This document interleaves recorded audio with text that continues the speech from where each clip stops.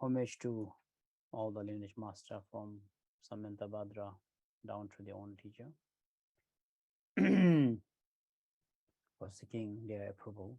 And now to the listening of the Dharma, please listen to the Dharma with proper conduct of motivations and attitude, both Mahayana way as well as in Vajrayana way, which is very important for all of you to remind yourself. Right. So very interesting that almost 99% of you all well educated. Education is very good, will make people very smart. At the same time, it will also make you a very critical human being, critical thinking. So there are, this is very good. The critical thinking says, if you do it, critical thinking for a good purpose or for to be smart, right?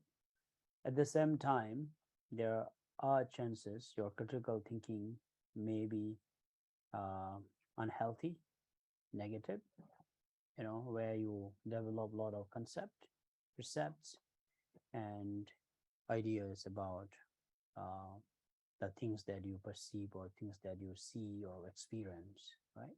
So there are many challenges about educated people. Personally, as you all know, I always prefer educated so-called listener, because you have a very so-called capable of analyzing and experimenting, or say call examining the subject. So let's do a few things here, okay? I don't know how many of you have read a lot of Vajrayana text. There is this very popular, since Choyam Trungpa went to America and set up Vajrayana Center, and this English term, thanks to Vajrayana, thanks to Choyam Trungpa Rinpoche, that Vajrayana actually extensively traveled towards the world, outside world. At the same time, so Rinpoche has contributed a lot towards too much of so-called dharma terminology, or the words, vocabulary for the dharma. So there's one popular word that most of the Westerners would talk about: crazy wisdom. Have you heard of this? Can any of you raise your hand? How many people have heard of crazy wisdom? And what is your understanding of crazy wisdom, for example?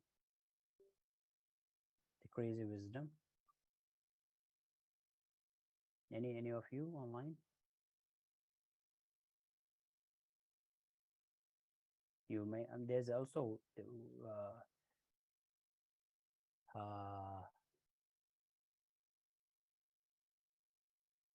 even so-called book, right? Book and note.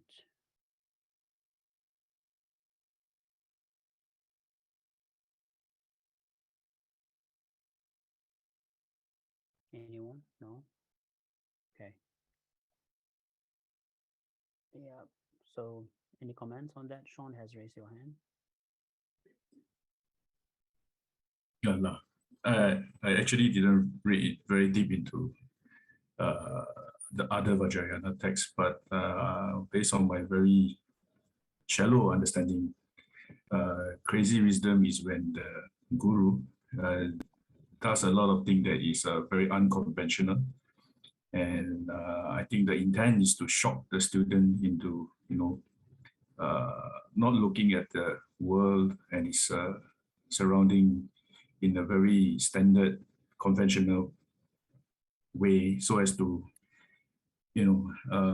so-called make him realize of his own nature. That's a very shallow understanding. Okay, and then?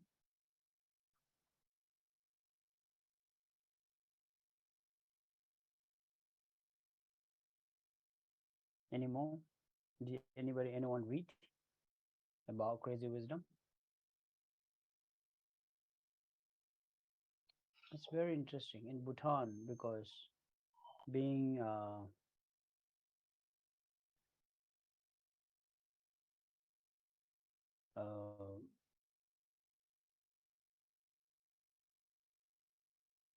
Buddhist country from long time, as a Vajrayana country, people don't have much of issues with it, But now there will be a risk, there will be a confusions, and that people may not able to understand this total view of the Vajrayana concept, right? So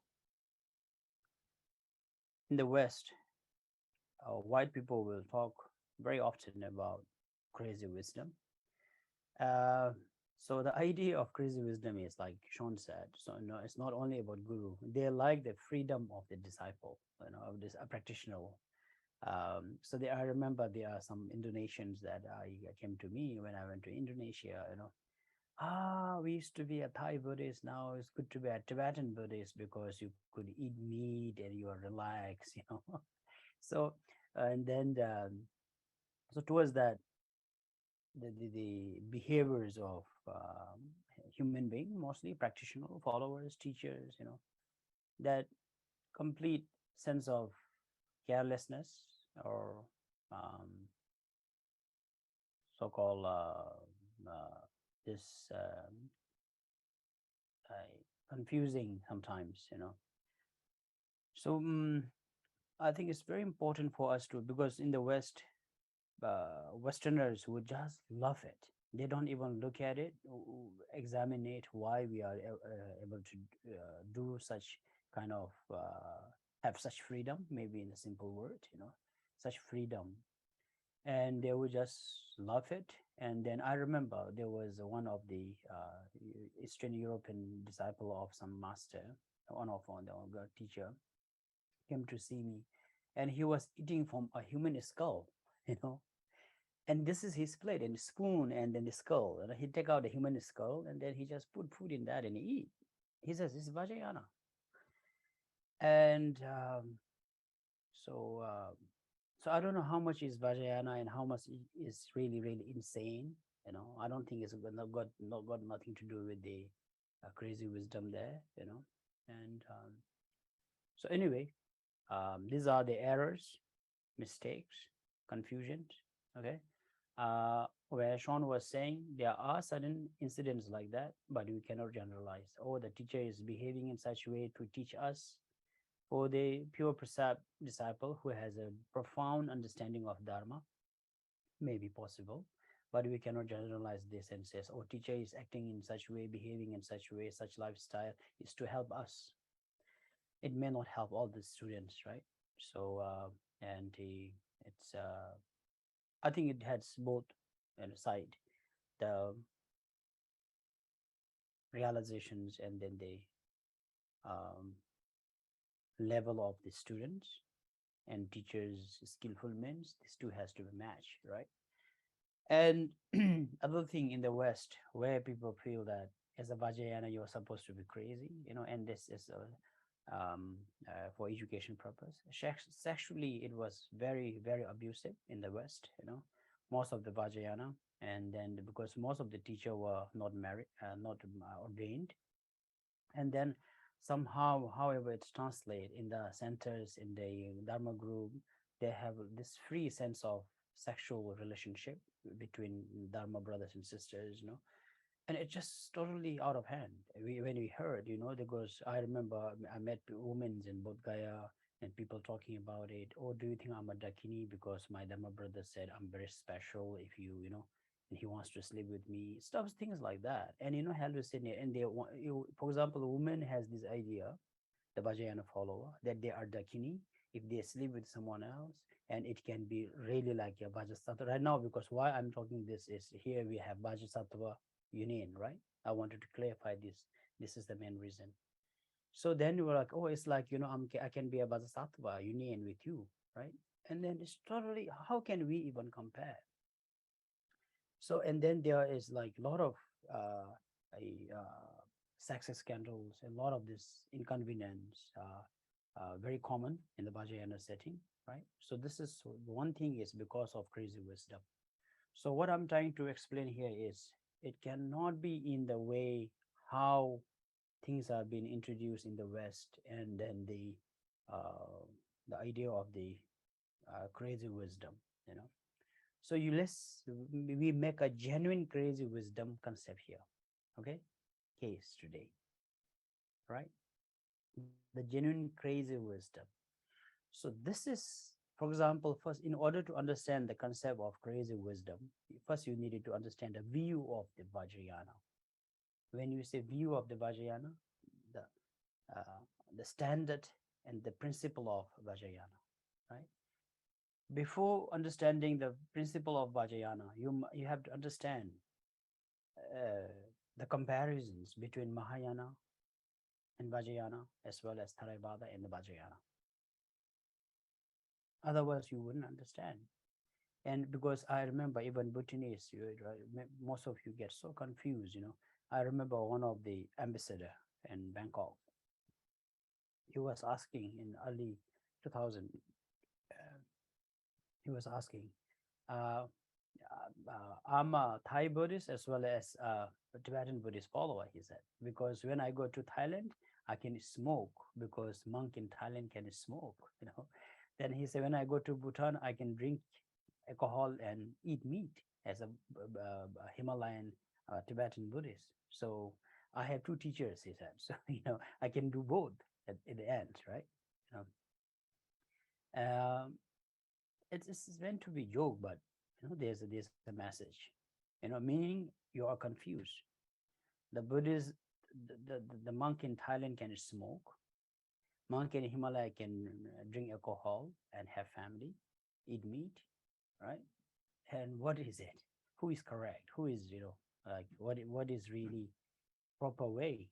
You know, and so there's a huge confusions, right? So all right, even here, I don't know how. That's why it is important to not discuss this if your students are not close to you.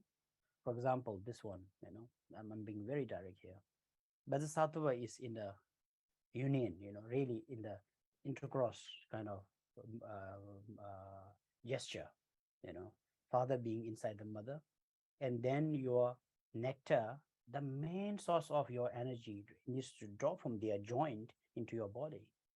And I don't know, most of you maybe don't even want to ask questions because they have this, you know, or very Asian's way of don't want to think. Some of you feel very uncomfortable if you go into details meditation. Some you or some few of you maybe get aroused, you know.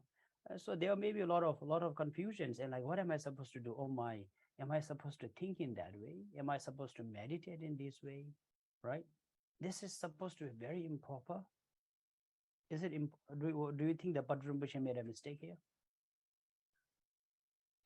Do you think that it's a cult? You know, how do you cope with this? I don't know if you even think of, there's a question mark about this Bodhisattva, father, couple Bodhisattva on the crown in the union. Right?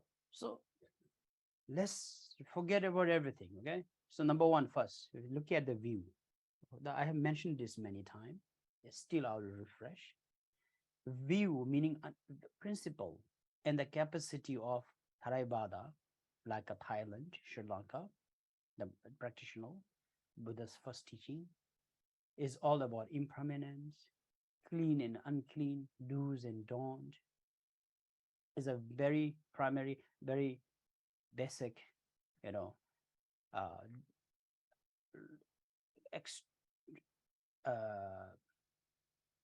extremist of like avoidance, adoptions, you know, and towards the nirvana, avoiding samsara. There are two different subject, you know, destinations, you know, and as well as things to be avoided, samsara, right? This is the idea the Buddha introduced. When it comes to that concept of the wisdom, let's say wisdom of avoidance and adoptions, right? That part. I need to, the samsara is suffering, painful, everything is suffering. a change, problems, high poisons, high khandas. This is a beginning of, and then Buddha's very initial teachings, and try to so-called explain and teach beings with very basic, and or maybe we can also say a fear orientated, almost like a religion. You use fear. Samsara is suffering. This is negative. You should be monk, nun, avoid. Things are impermanent. Make you feel fearful, and then you just, and your wisdom is a. We do not need a great wisdom to understand that, right? Sufferings. It's very quite a simple thing. So many people understood sufferings, pain, samsara, da da da. So many people are able to, beings able to attain so-called freedom, or reach towards certain level of freedom.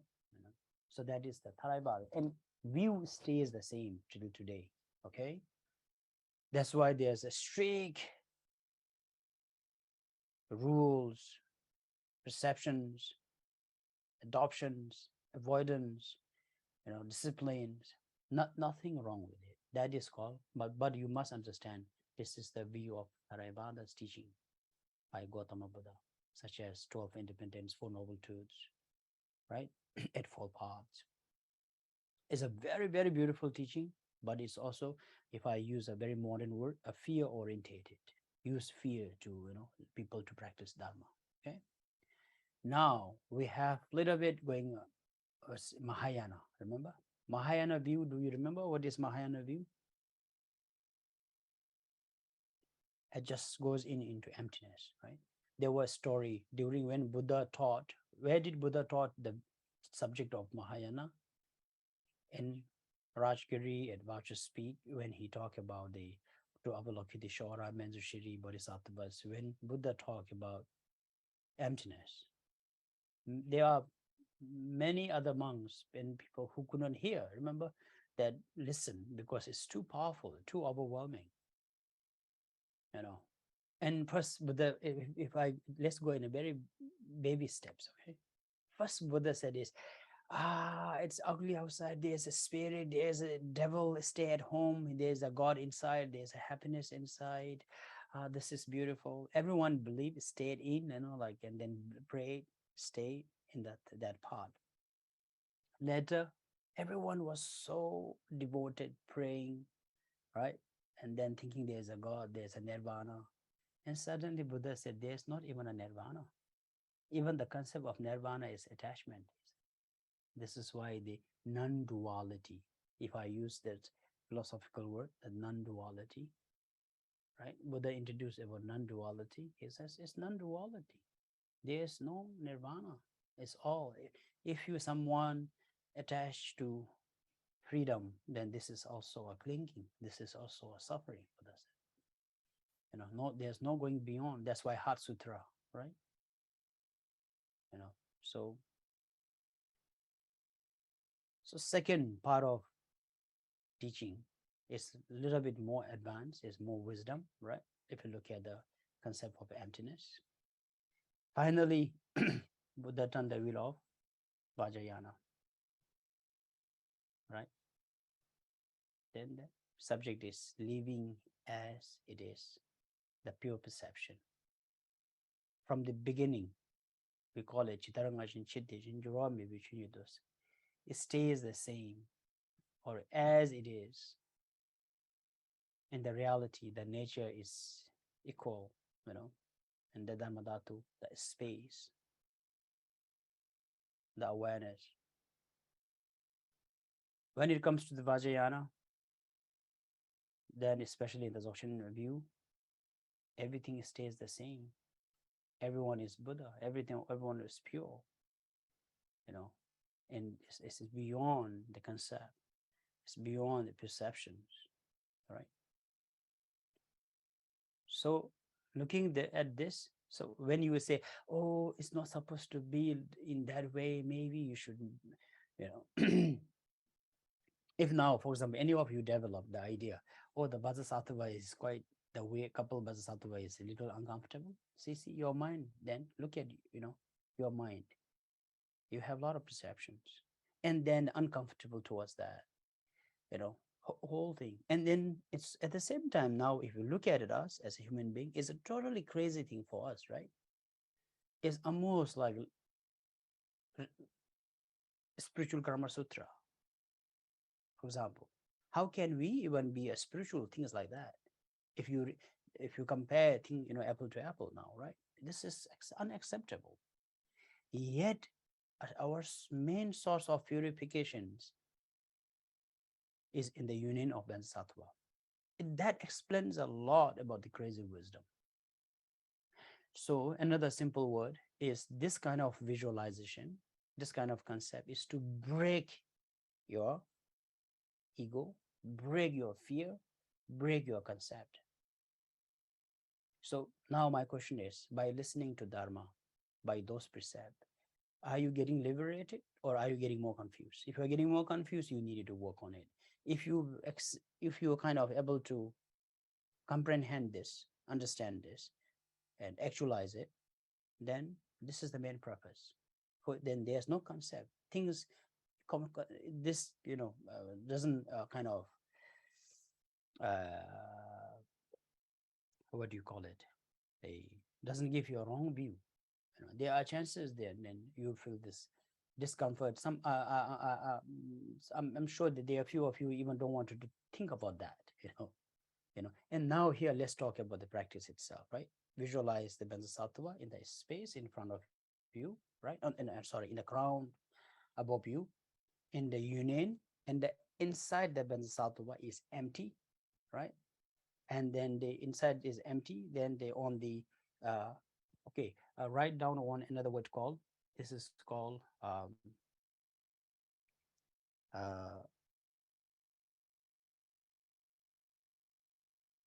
Buddha beings. You call it Ishe Sempa. Maybe also can write the Dhamma word called Ishe Sempa. Ishe Sempa. Wisdom beings. Yeah. Ishe Sempa.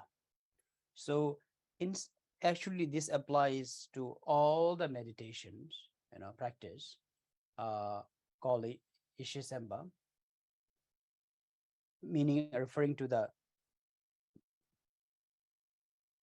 character whom that you are supposed to visualize in the center of your chest on this small lotus and the dex, and sitting this character is called Ishe Sempa. So most of the Bhutanese would know when you consecrate your statue, they will look for a small good statue called Ishe Sempa. They also put in the statue Ishe Sempa. So for the visualization, this is called Ishe Sempa. In English, it's translated as a wisdom being. Being like a human being. So it's a wisdom being. So character Hung, previous class, someone was asking what is the Hung represents, remember? Hung represents the wisdom being.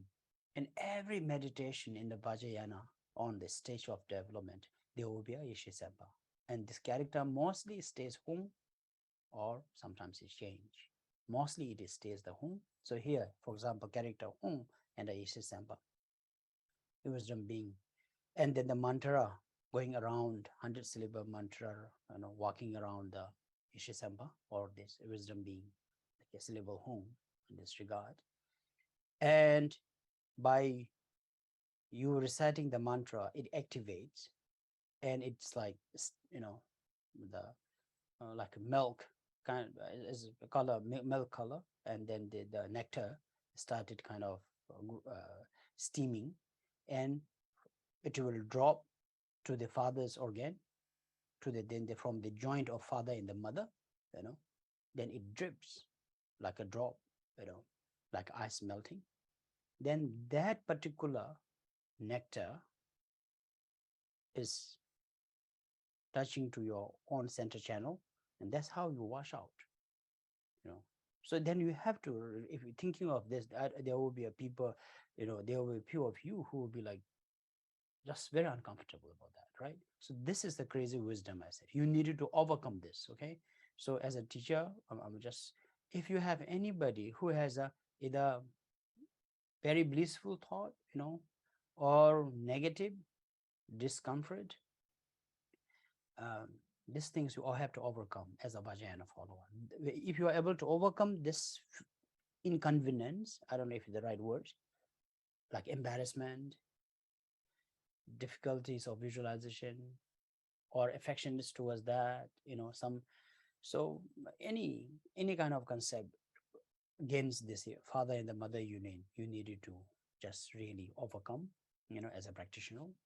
And if you are able to overcome and able to normalize this as how you visualize it, then this is called crazy wisdom. Hope this is, and also in the Vajrayana, there is no such things as negative or positive, as like if I say few words in Zonghana, nam to long se me na for opportunities, kai come no se me, ya kade veda vena, tadi the madauchi me, mosani, telenan zungi, semiasani, the telente and yabda yum chikabi, yalamalo, yabda yum gi jor samle mave, the decisions all the kadevina madikaka, lo madikaka, yan sakaka, tintare madikaka. This you have to overcome that, so I'm sorry, using few words for the Bhutanese Dharma friends, so much easier for them to understand in that way. Yeah, so mainly you need to overcome the discomfort and then feel comfortable and just feel the bliss of it. Totally no desire, okay? And another way is you may have sudden desire, no discomfort. It's just very blissful. But it's a real thing. It's happening, the whole thing, visualization, the joint, the union, and when you are able to comfortably able to embrace this whole concept, then your way of practicing is called crazy wisdom. Okay, so this is what something that we can, and then when you have this visualization become clear, much clearer, then when you are able to see other human being as a Buddha, then this is called crazy wisdom, Sean. Okay. If Sean sees your subordinate or colleague, someone really irritates you, or your boss, and suddenly you really see him as a Buddha and you smile, you have the crazy wisdom then. Do you all understand that? Suddenly you see something very unconventional, unacceptable, and you find it perfect, and then this is called crazy wisdom. And genuinely you have these realizations. Is it helpful? Do you understand the concept of, it's not that, oh, I can drink, I can eat, I can have sex, I'm a Vajrayana follower, we are Vajrayana follower, no concept, no precept, do whatever. No, we are not talking about that. That's not crazy wisdom. That's insane. Yeah. All right. So this is something that need to be clarified. That's why if you go down, further down, later, it's really a crazy wisdom. During the Kusula practice, you needed to cut your own body into pieces and give it away and observe that. These are all crazy wisdom, but if you look into it, there's a great details and benefit of doing that, So, okay.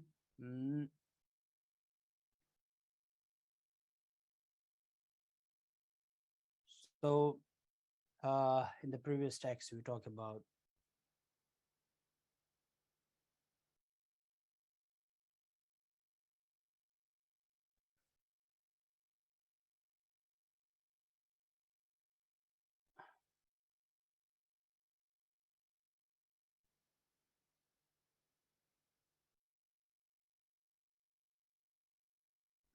all right. 지원이 주스 류기난기 네 탐제 차를 나를 된 탐제 소샤 돔 딕바 베바냐 장모시라 소베 남바 데딥 탐제 디쿠 소쿠 테드 딘베 남비 남바 슈나 조바 사들 테바타라 디시기 중기 토바메바 데디 칸테기 오고이 바부이 보간남네 나닐기 치리 terms. So visualizing the Vajrasattva, and above yourself with the union of the mother from the wisdom beings, then there is mantras, the nectars drip down from the joint of father and the mother. Then it touches goes into your crown on the center channel, and then by filling up the entire body will help you to purify your 10 non-virtues and so on, as mentioned in the earlier. And then most important, very interesting thing here is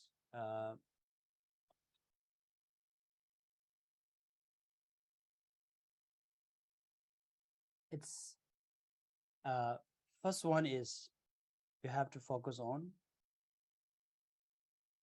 illness, the sickness, right? So let me explain to you this. According to the dharma, also according to the text here, you are able to find out that when we fall, when we are sick, the causes of our sickness. According to the text here, there are 3 causes for us to become, so-called why we get sick, right? So there are definitely the disease, sickness, the illness that can harm us, which we call may, right? And here, individually, all your sickness has to be flushed out during your practice, and cleanse it. How do you do this during your practice? I don't know if you heard, many of you have heard of this Gelong Mapem, right? The nun, who was hiding from India. She was suffering from leprosy. She practiced Avalokiteshvara for 1,000,000 times or certain amount, time, practice, and then period of time, and she was cured completely, So here, in the text, it's mentioned, when you meditate, when you visualize by recitations of the nectar coming into your body, first thing you focus on your sickness, meaning you focus on your disease. And this disease has to come out. In order to come out, you needed to now recognize your so-called, we call it 9 entrance or exits or doors. In Dharma, what we call Gogu, 9 doors. These are the pair of your eyes, pair of ears, pair of nose, 2, 4, 5, 6, your mouth, 7. Then the for your gender as well as the annex. So to make it makes total 9 doors to come out, all this so-called harmful substance, and is biologically, these are the 9 doors that all the discharge and things will come out, right? So even here during the meditations, mainly use the 9 doors during meditation, so you can just like during the recitations, by filling up your body by the nectar, and it pushes out all your sickness, disease, in a form of pus and blood. So remember that all your sickness is always in a disease. Don't say sickness, illness, and it can be a sickness or illness, right? You're unwell, you're sick for a long time. So the cause of your sickness is a disease. If it's a disease, then during your meditation, how do you purify this? Is meditate all your disease coming out in the form of pulse and blood from your 9 doors as well as from your pores. So it's like, imagine putting in a plastic, there's a water, and suddenly sometimes, remember, the water comes out, like gushing out from all the 9 doors. So and then by doing this, you will be free from so-called the disease and the sickness because of your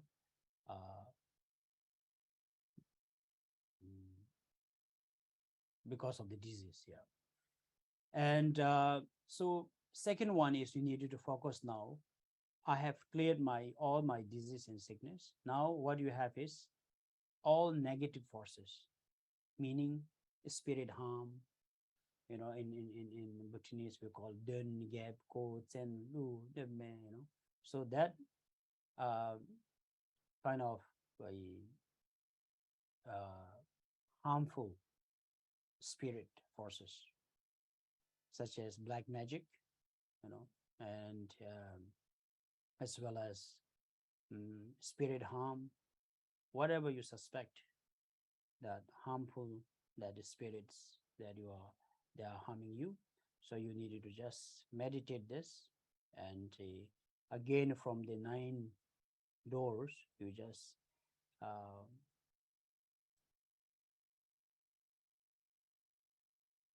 visualize that difference is here.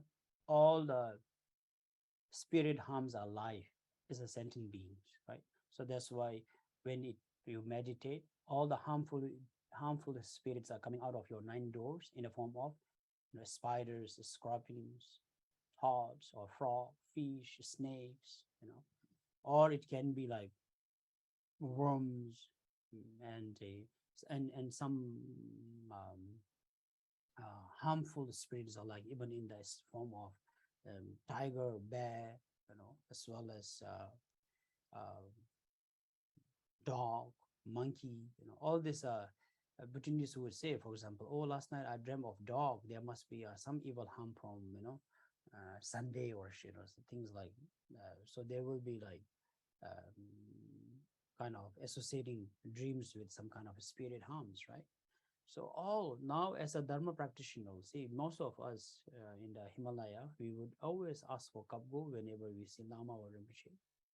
It is not necessary, to be honest, if you are a practitioner, because this is what you do every day. Let's put it spiritual cleansing. This is a dharma cleansing for yourself. So normally as a Lama, if you go ask another Lama, give me a kapgo, they will laugh because you are a practitioner, right? And what do you practice? This is what you do, So and even for all of you now, this is a practice. So I want you to adopt this during your practice. And it's not only during the Vajrasattva, during any practice, during your refuge, during whatever the practice you are doing, during the cleansing part, this is what you do, right? All your disease comes in a form of blood and pus. All spirit harm, negative forces comes in a form of those sentient beings, of all these vicious animals, and then now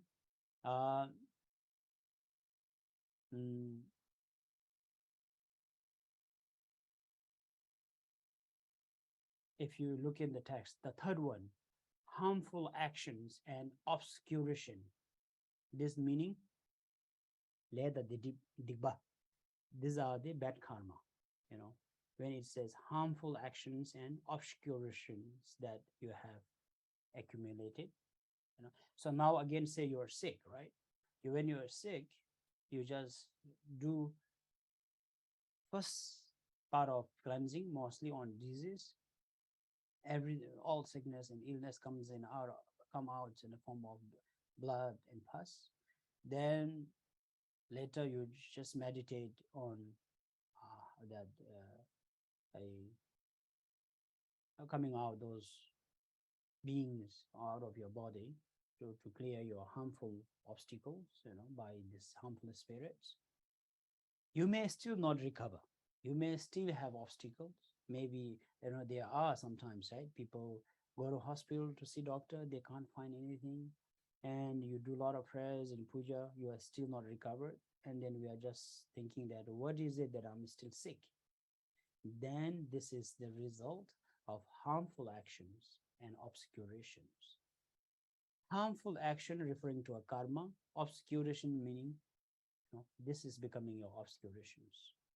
In the Dharma language, we call le da digba, le, karma. So during your practice, you also needed to purify your obscurations and negative karma.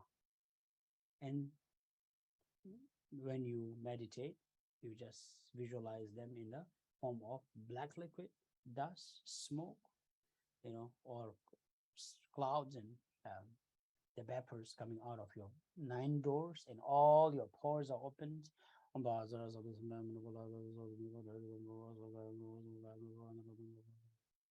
Suddenly, like steam comes down from the joint, from the couple Bodhisattva, and filling up your entire body with the nectar, and none of this stays with you. All the diseases are coming out in a form of blood and pus, and your sickness, harmful spirits coming in a form of all the species, animal, insects, and beings. All your karma and obscurations are coming in a form of dust, smoke, vapors, and yeah. So these 3 things are important. I think this is a very good takeaway, for you. We have to understand, for us, when we become sick, there are 3 reasons, right? This is what I'm saying. Disease. So this is why it is. I think there are a few some people will refuse to go to see doctor, thinking that just being praying, I'm okay.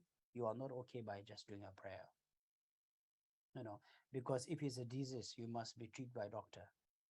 So that's why you should go see doctors and help medical care, And then I was even telling some of my friends, right?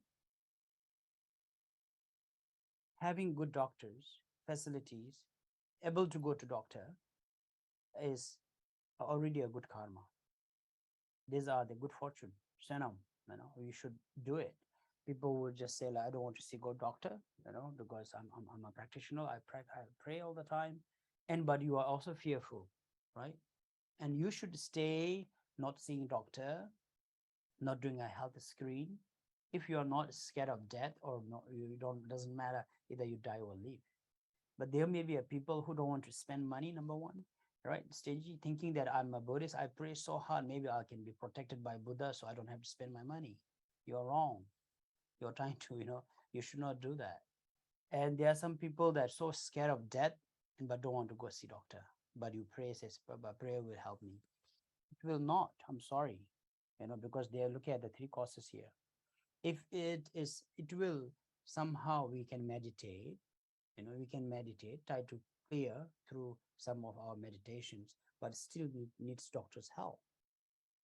But this kind of practice is very effective for the two types of sickness we have. The spirit harm, yes, you don't need to go see doctor. If you go to doctor, there's nothing doctor can find, then you practice more. Then this is not a disease, and you practice more. By practicing, you just clean yourself of the spirit harm.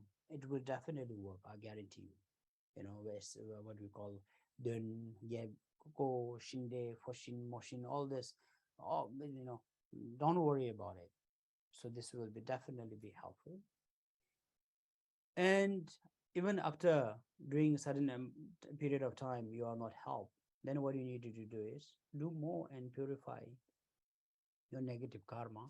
It must be because of your, definitely due to such a obstacles, and then the obscurations and negative actions that you had. So remember these 3 things, okay?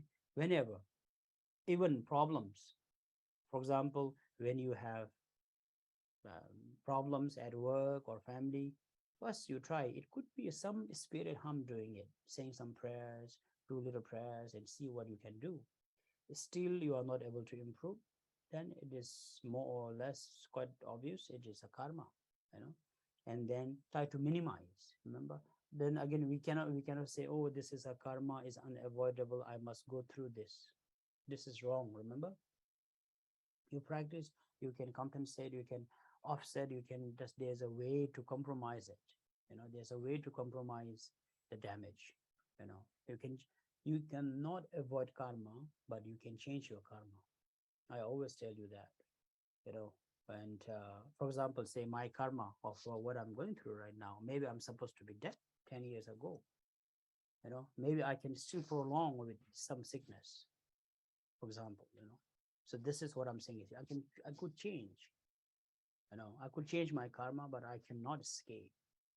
That's why Buddha said, remember Gautama Buddha had a headache one day, and then there's Ananda again asked why you are having headache. Buddha said, I became a practitioner.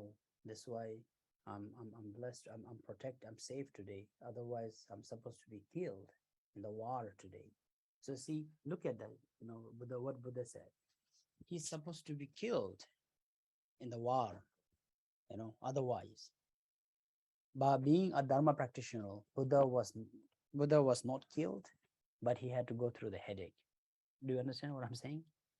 When his other people, the contemporary so-called those that they all the other people who have committed the sin together with Buddha was killed in the war. Remember? And Buddha just went through a severe headache that day, bad headache. Maybe pop up a lot of Panadols, for example. Maybe class can cancel the class. So so that was a retribution of karma. So did Buddha escape? Not really. But did Buddha really went through a karma? No, it was much lighter. Otherwise, he's supposed to be killed. Buddha was supposed to be killed that day. But being practitioner, so he just kind of changed his karma and just went through a severe headache. So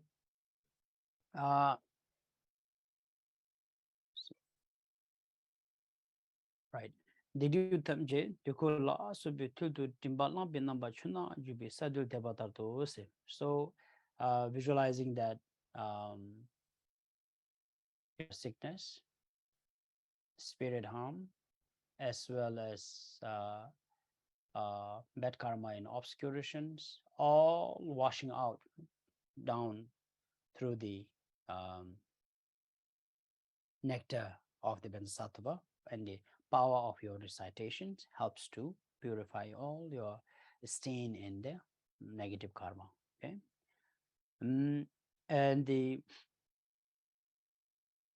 coming all the way from your toe, and then underneath, beneath your seat, the earth has somehow cracked. There's suddenly opens up, the gap beneath your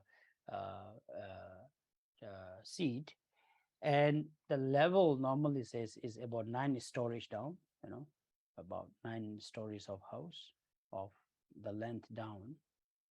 All this karmic depth recipient and so-called yakshas, and another simple word, the beings from the hell realms, are there, down there, waiting for your purifications, or waiting for your so-called services, or paying back your karma.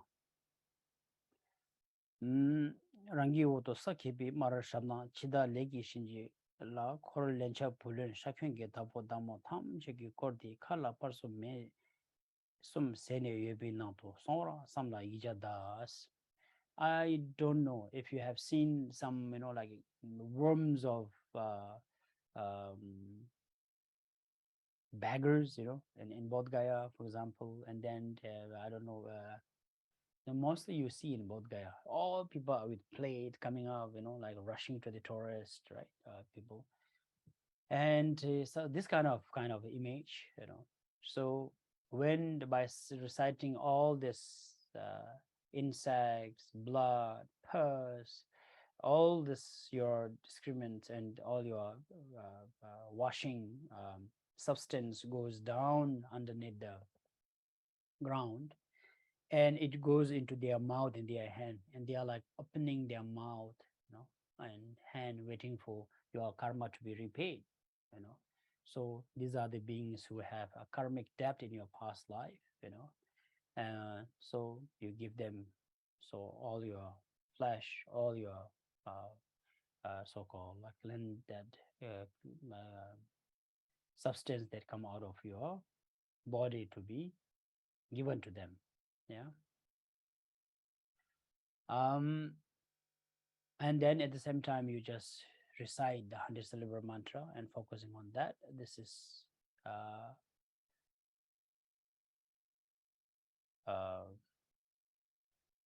way of paying your karma, and also that helping those beings.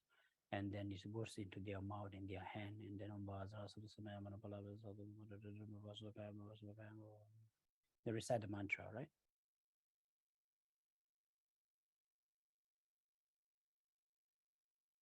Teya mipa tham che chicha tu sel nina tidar cha tidar minuna rega duji simbe ku shel cha sola mipa te dida rega gencha lula mipa te dida rega dizigi junne din didu wala mipa te dida rega gyoba nontom sim tempa che dida.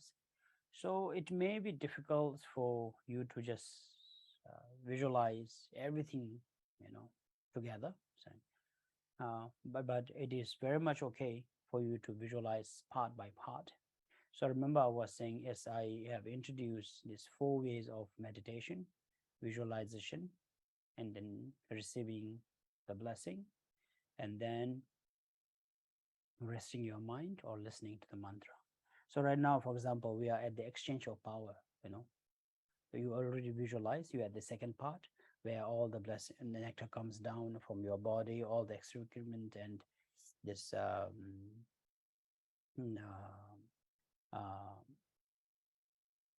washing of your seen negative karma, sickness. This is the second part of visualization that I have taught you, right? To focus on that.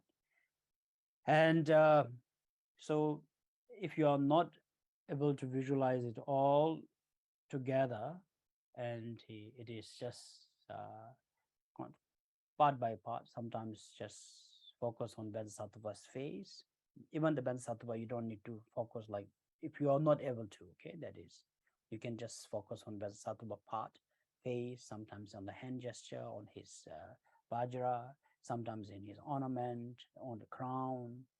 Most important part, to make sure you are visualizing something, some part of the mandala, but don't have to be details, don't have to be the complete mandala that visualizing, and do not get stressed.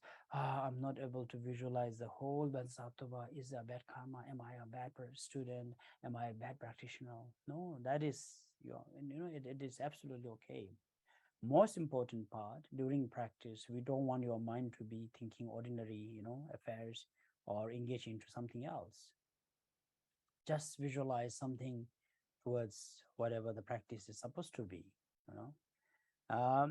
so, and sometimes you just focus on the Bodhisattva's wisdom being, and then sometimes on the mantra going the round, and then the down to the nectar dropping down, and then the filling up your body with the nectars, and focus on just sometimes clearing all the disease, sometimes on the obstacles or obscurations of negative karma, sometimes all this spirit harm, so just it can be random. Okay, so there's no organizations or rules, but most important part is you do need to visualize and engage. Yeah. All right.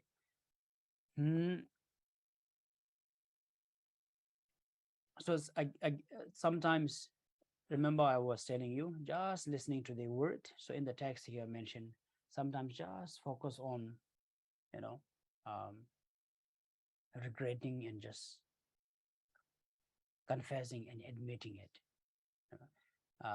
There was Amuge was asking, remember, do you supposed to be like, repeat? So you repeat, suddenly you feel like while you are reciting, you think of something that terribly, that whatever you have done when you are, at the period of time, whenever, and then you just, for example, you may be visualizing Bodhisattva, suddenly you think of something very terrible that you have done, and then it's okay, you forget everything and you just admit and purify. And sometimes you're just reciting mantra, you are just focusing on the nectar coming down, and suddenly you think of some event that you have done, negative karma, and you wanted to just really admit and apologize. It's okay. Then right away you just pick it up and just admit. So uh, mm, so regret for what you have done, and you are resolved never to repeat it. Remember the two. One is to admit. One is to not repeat. So just in front of the Bodhisattva, and making this purifications. All right, and then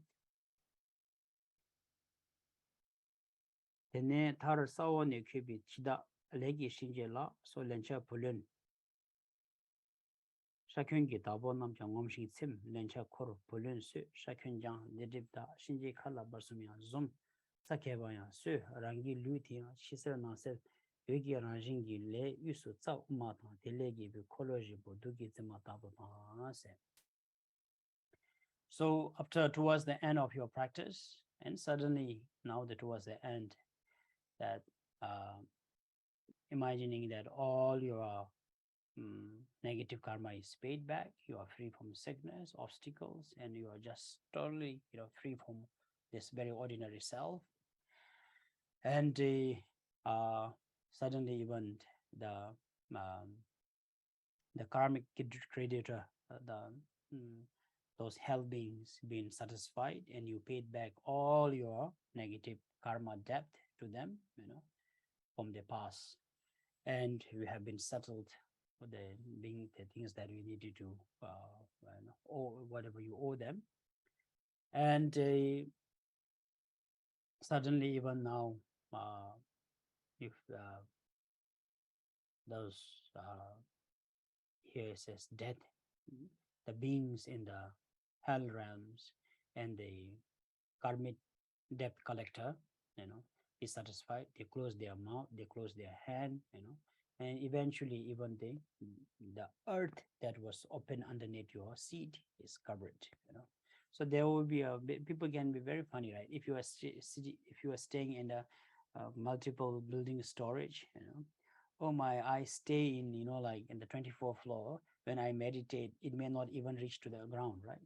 So don't think this is all it's very cute, but it's not necessary. You just don't have to. That's why you go beyond the ordinary concept, right?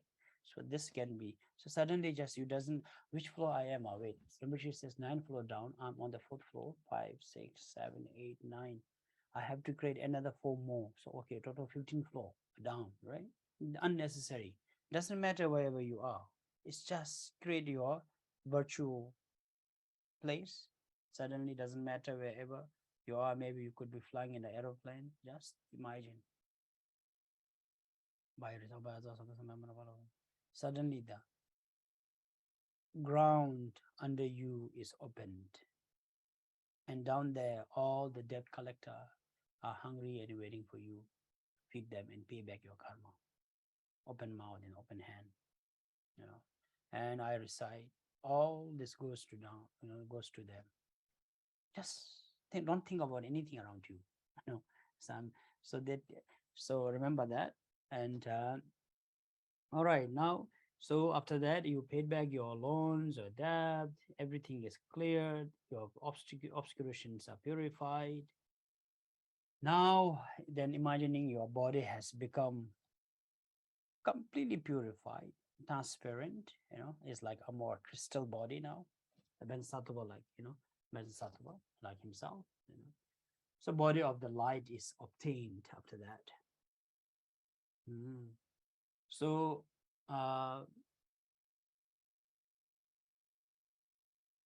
this is the reason why you should receive empowerment during the practice, to receive the teachings.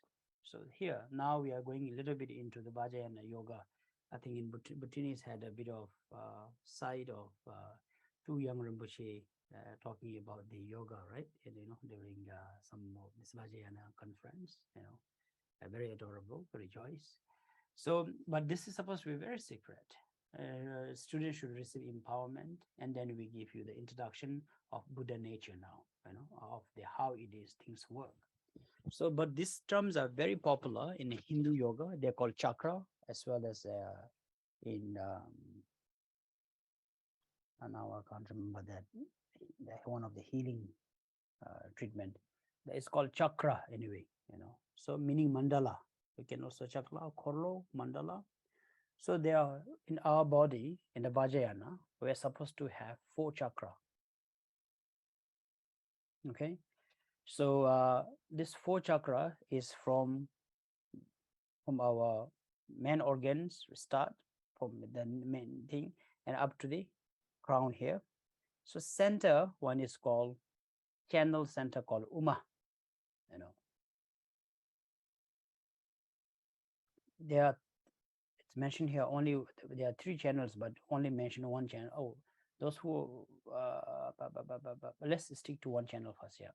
So the center channel during Fowa yoga in the Dharma, we call the center channel called channel Uma. It's called Uma, meaning a center channel. When you say channel, it's like a pipe in nerves. Actually, it's a nerves. So size of a ball pen, maybe.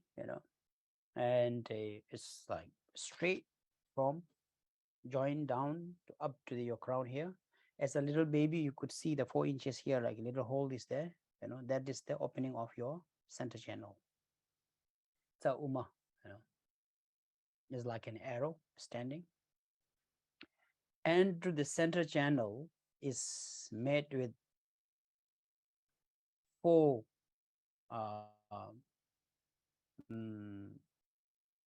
other mandalas of chakra or wheel, 4 wheels.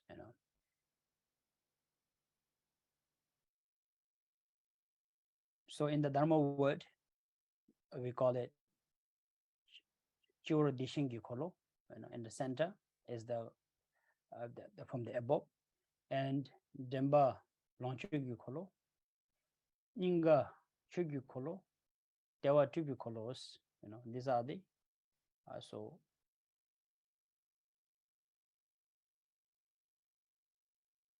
4 wheels or 4 chakras. How we translate it here.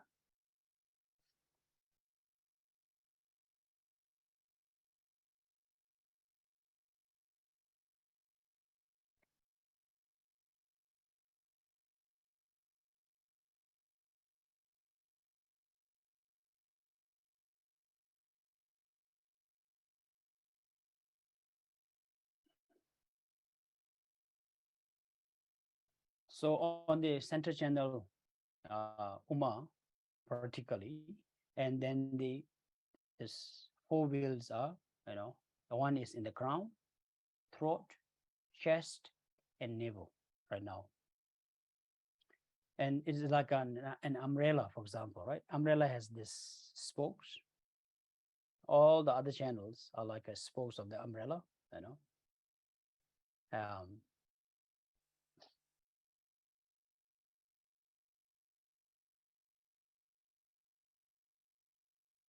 Ranjante bi lu su tsa uma na telegi bi koloji bo duki tsema tabo tewa tubi kolo sadab tuchu saji ka yara jowa ninga chugi kolo sadab ge ka mara jowa temban long chugi kolo sadab chudu ka yara jowa chiwo de shingi kolo sadab sunju saji ka mara jowa the cell depths. So after you cleanse, purified everything, this is what you need to visualize now, right?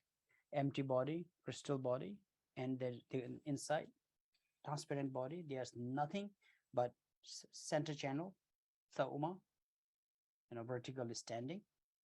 And then first thing is you visualize the crown chakra or crown wheel. Okay.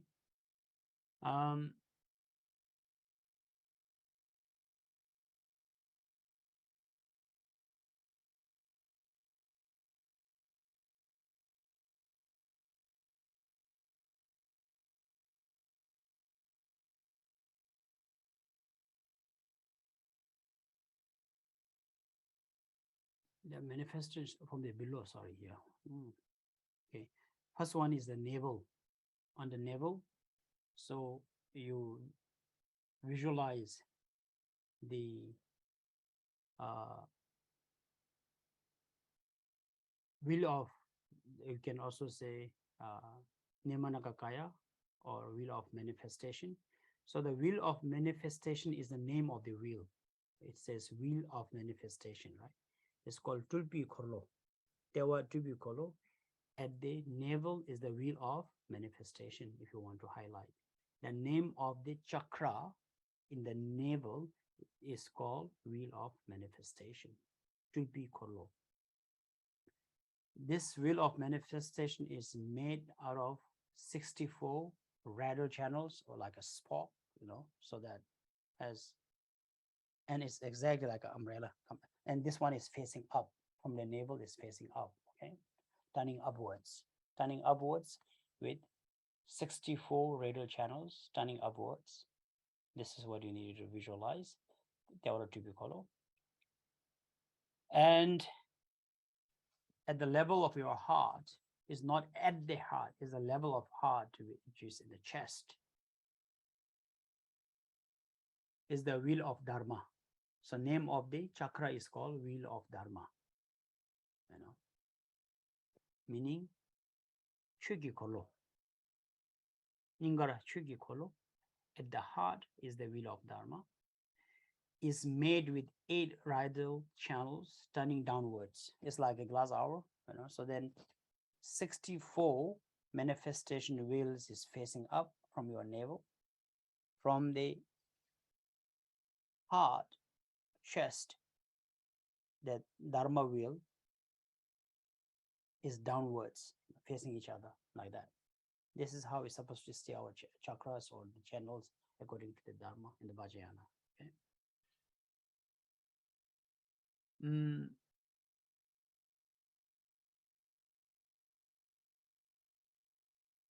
So now in your throat is the wheel of enjoyment. So name of the wheel at your throat is called wheel of enjoyment. It has 16 radial channels, or spokes.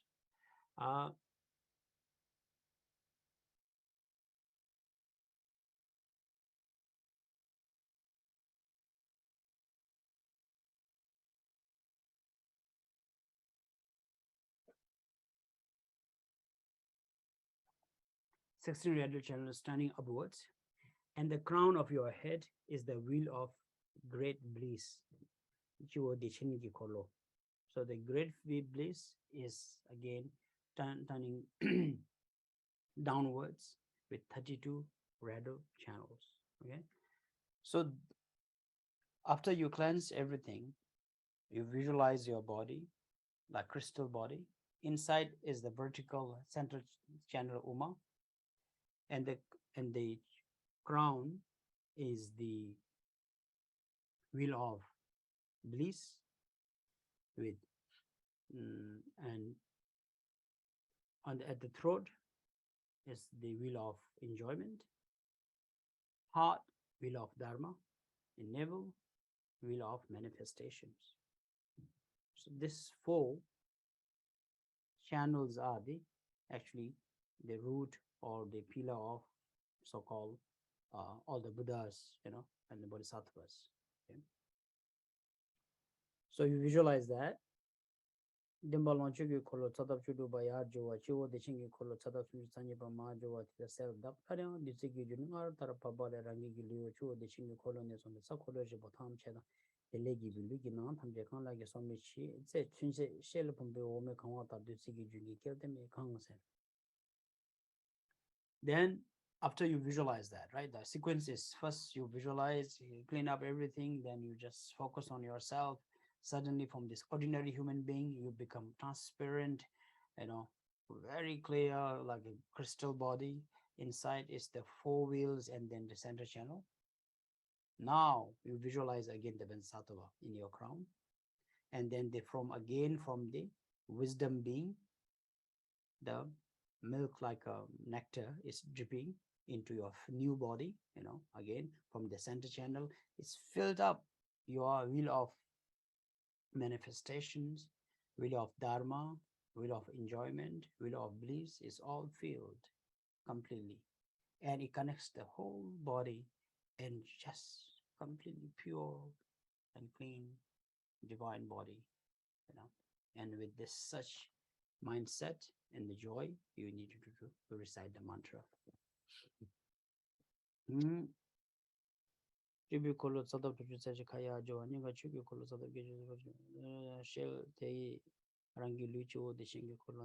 So remembering that, visualize again and receiving the nectar and filling up the body. Okay. So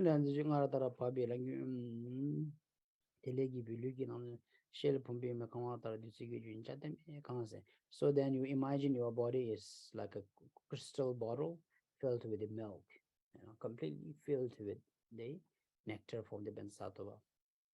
Pumbe wa same wa share wa chwa chimboti wang shi to be legi diba ni mombe diba shije gi diba pacha gi diba di diba je da.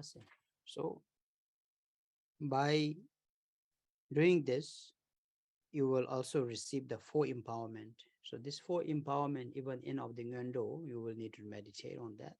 The first one is called vast empowerment. We are talking about the pumpa and the pot, that pumpa that give the empowerment. And the second one is the secret someone empowerment. And the third one is the wisdom empowerment.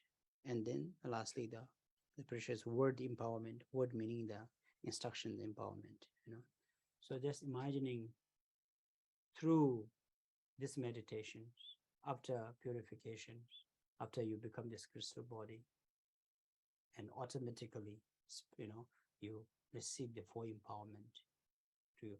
And by receiving 4 empowerment, it will also help you to purify 4 kinds of obscurations, the karmic obscurations of all the negative karma we have done, obscurations of negative emotion, meaning all the emotions we have, anger, desire, jealousy, the 5 poisons mainly. This is considered as obscurations of negative emotions. Then the conceptual obscurations or cognitive obscurations, meaning right now, for example, oh, I needed to be, I'm angry I'm getting angry, I'm sad, is called obscurations negative.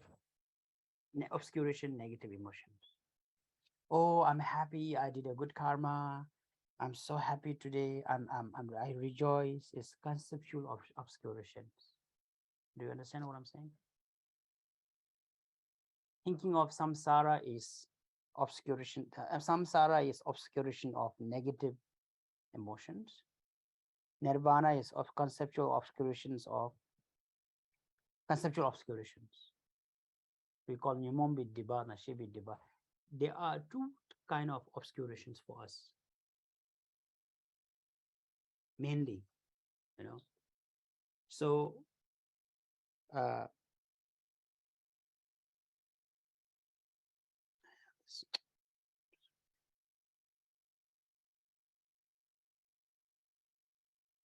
ignorant mind is called Nyundip, ignorant mind, that's called negative obscurations, negative emotions, the ignorance. That ignorance gives birth to anger, jealousy, and ego, right? So this will definitely make us go to hell, do a lot of bad karma, right?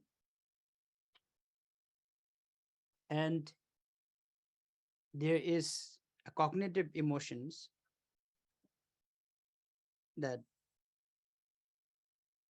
where learning dharma, doing good karma is still an obscuration. We call Shija Gidiva,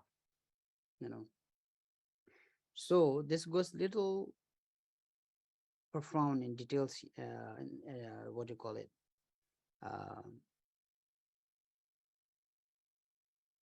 Deeper here. By such meditations, meaning the objective of this practice, such meditations, such practice, may it purify all my past karma. When you say karmic obscurations, if you understand this will be very nice actually. Okay, let's try once more. Karmic legi diba, karmic obscurations, legi diba, karma, right? That means we are talking about the past karma that become your current obstacle. This is considered as a karmic obscuration, which can be purified through a vast empowerment or the practice. And obscurations of negative emotions is our habitual or destructive emotions we have: anger, jealousy, ego, and attachment, right? This is a very big obstacles, these two. Now, which is very subtle, most of the people even don't care about this, right? Conceptual obscurations, nirvana, practice,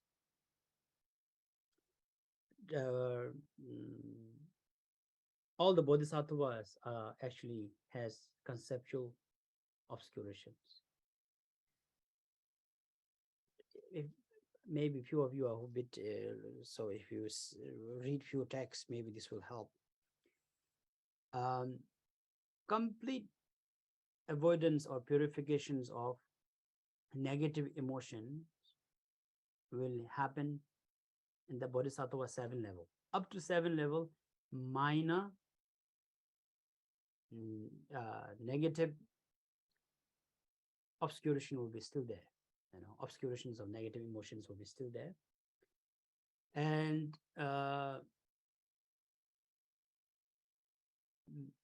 when in the Bodhisattva 7 level, according to Mahayana study, the Bodhisattva will purify the complete negative emotions, obscurations of negative emotion at the 7 level, and major obscurations of conceptual emotions. But this conceptual obscurations minor they will be purifying this on the level 8, 9, 10. So when in the 10th level, when they become Buddha, they are completely free from all the 4 obscurations. So if you look at it,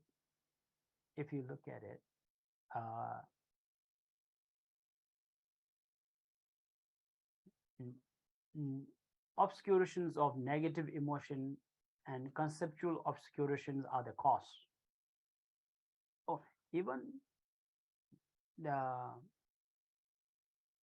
obscurations of habitual tendency from the past is also a cause, and karmic obscuration is the result that we had from the created by those emotions. So now, as a human being, for example, I have a lot of karmic obscuration that I have created through my conceptual as well as my negative emotions as well as my habitual tendency.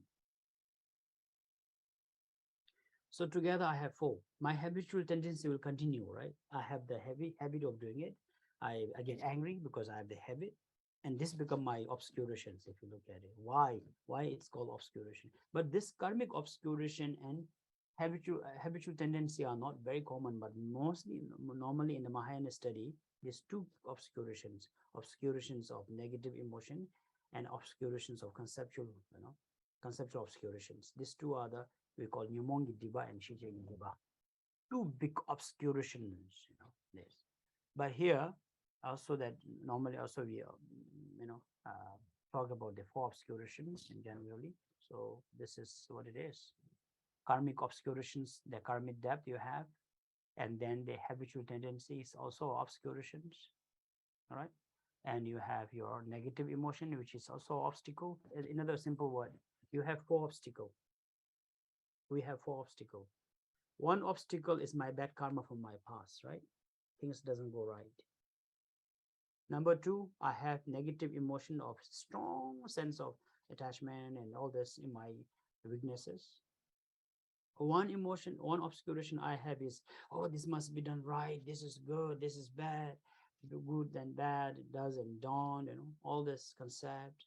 Oh, there must be enlightenment. Oh, there must be a karma, good karma. There must be a blessing. There must be, this is, but we need to have this in the, and I think the conceptual obscuration is quite important, for some time. Once you become more practice and realize conceptual obscuration will die on its own, if I'm, my understanding on that. And then they have to be really careful of our habitual tendency, not to followed by, affected by the habitual tendencies, right? Yeah. Anyway, so here,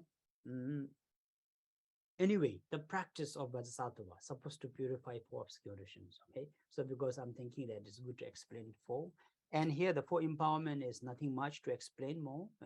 Is a way of giving instructions. Sometimes giving empowerment of the Pumpa object. Remember, during the empowerment, that will also bring a great benefit. And then the secret empowerment.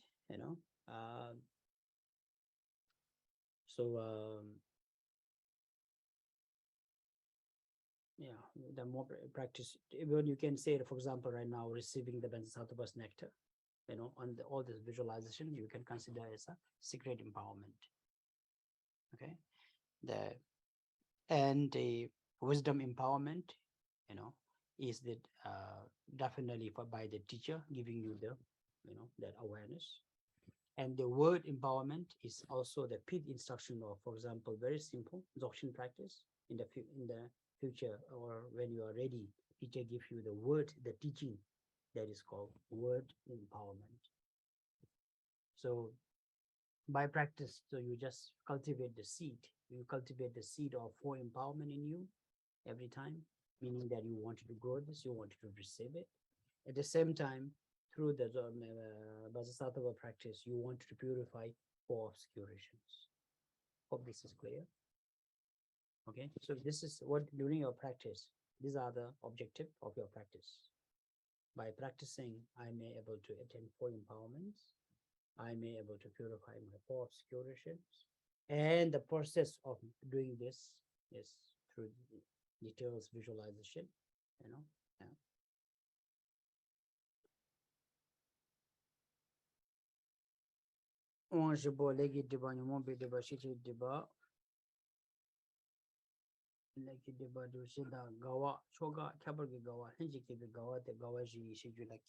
So this is beautiful. This is again into yoga practice in later, and suddenly when you are sudden enlightenment or a sudden level of practice, they are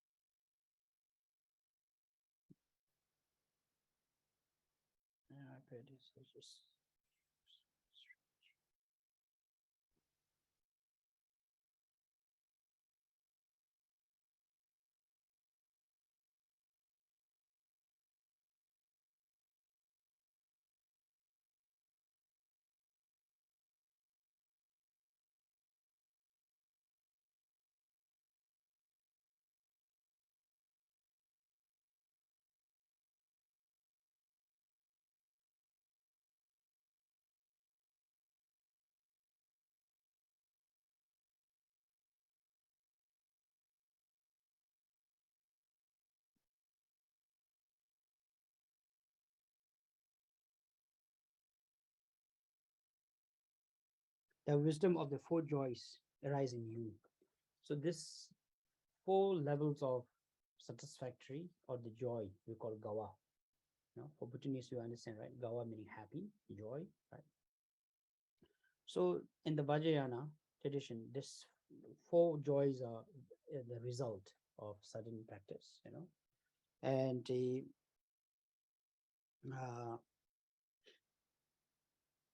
ordinary joy, the just general joy, supreme joy, extraordinary joy, and innate joy.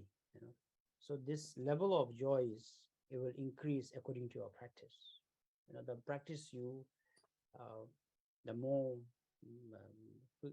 advanced you become, and then the level of this achievement and attainment will increase. So this will be able to, you will be able to grow this joy, four joys. Not only that, and then you will also able to, each of this empowerment joys will also come with the result of four kayas, so such as nirmanaka kaya, and svabhavika-kaya and dharma-kaya, or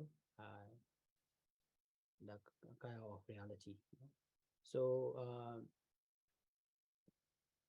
dharma-kaya and the nature of kaya is very similar, but in the sometimes because of the four chakra, they will introduce into four kayas. So mainly is a very subtle difference between just reality kaya and then the dharma kaya, and you can say the reality kaya is the manifestations of dharma kaya is acceptable.